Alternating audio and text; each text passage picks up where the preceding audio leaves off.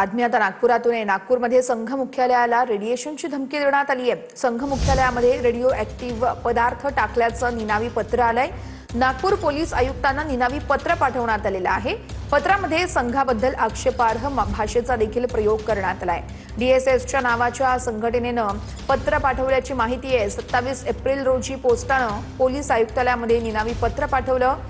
दोसर भवन चौकाजवळ डेटोनेटर ठेवल्याचाही डीएसएसचा दावा आहे। 27 एप्रिलला नागपूर पोलीस आयुक्त डॉक्टर रवींद्र सिंघल यांच्या नावाने डीएसएस संघटनेकडून एक निनावी पत्र आलं आणि या पत्रामध्ये नागपुरातील संघ मुख्यालय आणि स्मृती भवन परिसरामध्ये रेडिएशनची धमकी जी आहे ती देण्यात आलेली आहे। नागपूर पोलीस आणि एटीएसच्या टीमनं संपूर्ण परिसराची पाहणी केली, तपासणी केली, तर कुठलाही पदार्थ जो आहे तो त्या ठिकाणी आढळून आलेला नाही। डीसीएस नावाच्या संघटनेकडनं हे निनावी पत्र जे आहे ते पाठवण्यात आलं होतं आणि त्या पत्रामुळे एकच खळबळ उडाली होती। कॅमेरामॅन सचिन सयामसह गजानन उमाटे, TVN मराठी।